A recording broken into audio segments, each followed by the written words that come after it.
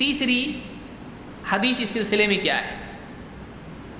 اس رات میں قیام کرنا اور اگلے دن روزہ رکھنا، یہ بھی لوگ کرتے ہیں، اور یہ روایت ذکر بھی کی جاتی ہے خطبات وغیرہ میں۔ آئیے دیکھتے ہیں یہ روایت کیسی ہے۔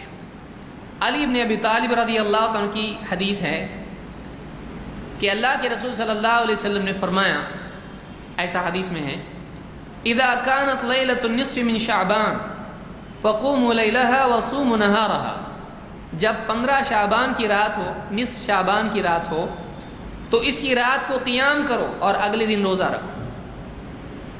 اس کی رات کو قیام کرو یعنی تہجد عبادت وغیرہ کرو، اور اگلے دن کیا کرو؟ روزہ رکھو۔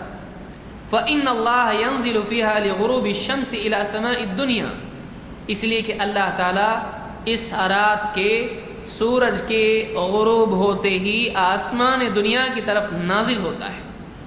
سورج ڈوب گیا، اللہ تعالیٰ آسمان دنیا کی طرف نازل ہوتا ہے، اور فیقول، اللہ تعالیٰ کہتا ہے، الا من مستغفر لی فاغفر له، ہے کوئی مجھ سے مغفرت مانگنے والا کہ میں اس کی مغفرت کروں؟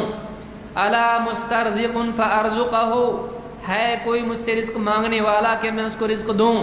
الا مبتلا فاعافیہ، الا مبتلا فاعافیہ، کہ ہے کوئی مصیبت میں مبتلا کہ میں اس کو عافیت دوں۔ دو مغفرت کی، دو رزق کی، اور دو عافیت کی رکعتیں پڑھتے ہیں نا لوگ مغرب کے بعد، وہ اس کے لیے پڑھتے ہوں گے۔ کوئی تو بتایا ہوگا 2 رکعت پڑھ کے مانگو یہ، 2 رکعت پڑھ کے مانگو وہ، 2 رکعت پڑھ کے مانگو یہ وہ۔ تو اس کی کوئی دلیل ہے نا؟ یہ دلیل مل رہی ہے، لیکن اس میں نماز کا ذکر ہے وہ بھی نہیں ہے، لیکن حدیث کیسی وہ آگے ہم دیکھیں گے۔ الا کذا الا کذا حتی یطلع الفجر، اللہ تعالیٰ مسلسل اس طرح سے اعلان کرتا رہتا ہے یہاں تک کہ فجر کا وقت آ جاتا ہے۔ یعنی مغرب سے کب تک چلتا ہے یہ سلسلہ؟ فجر تک۔ مغرب سے عشاء تک نہیں ہے، مغرب سے فجر تک ہے۔ لیکن صحیح ہے کیا؟ پہلے یہ بھی دیکھیں گے۔ اس حدیث کو کس نے روایت کیا ہے؟ ابن ماجہ اور بیہقی نے شعب الایمان میں۔ لیکن یہ حدیث بھی کیسی ہے؟ موضوع، گھڑی ہوئی ہے۔ کیوں؟ اس لیے کہ اس میں 3 علتیں ہیں۔ پچھلی میں 2 پرابلم تھے، اس میں کتنے ہیں؟ 3، بڑھتے جا رہے ہیں۔ نمبر 1، پہلا راوی اس میں ہے ابراہیم ابن محمد۔ حافظ ابن حجر اس راوی کے بارے میں کہتے ہیں صدوق یخطی، یہ راوی سچا تو ہے لیکن غلطیاں کرتا ہے۔ حدیث میں کیا کرتا ہے؟ غلطیاں کرتا ہے۔ غلطیاں مطلب کام کاج میں نہیں، کائے میں غلطی کرتا ہے؟ حدیث میں۔ تو جو راوی حدیث میں غلطی کرتا ہے اس کی حدیث لی جاتی ہے۔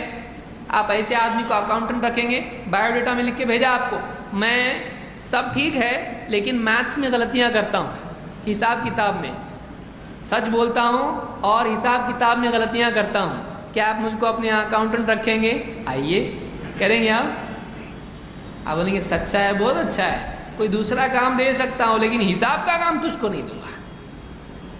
سچا ہے، بہت اچھی بات ہے، چوکی داری دے سکتا ہوں، دوسرا کچھ کام دے سکتا ہوں، ایڈوائزر بنا سکتا ہوں، لیکن اکاؤنٹنٹ تو یہ سچا ہے۔ لیکن حدیث میں کیا کرتا ہے؟ غلطیاں۔ تو اس کی باقی چیزیں تو لی جا سکتی ہے لیکن حدیث میں غلطیاں کرتا ہے، وہ نہیں لیا جائے گا۔ یہ اس لیے ایک پہلی علت ہوئی۔ دوسرا راوی معاویہ ابن عبداللہ ابن جعفر، اس راوی کے بارے میں ابن حجر کہتے ہیں مقبول، یہ راوی مقبول ہے۔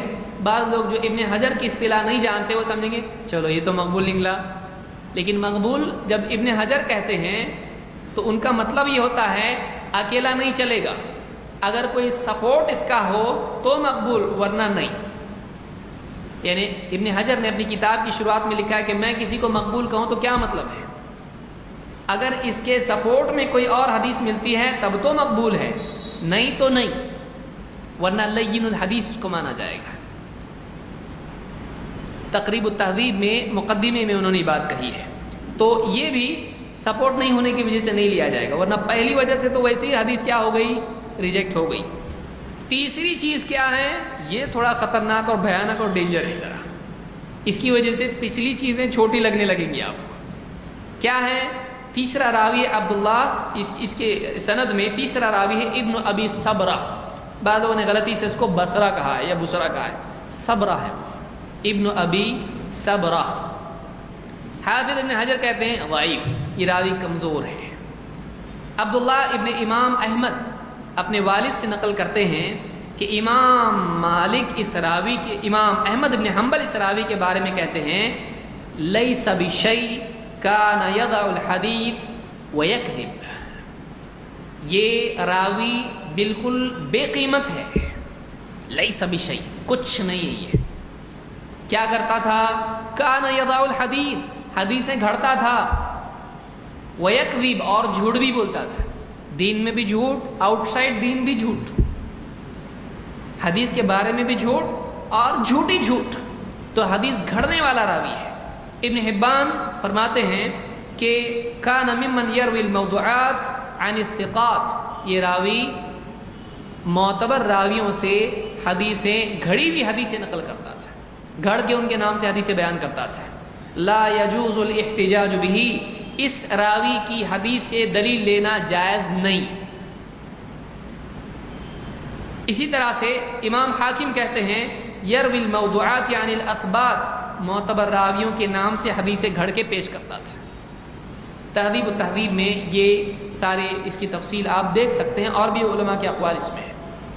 تو یہ 3 پرابلم اس حدیث کی سند میں ہیں، پھر بھی لیں گے آپ اس کو؟ نہیں لے سکتے۔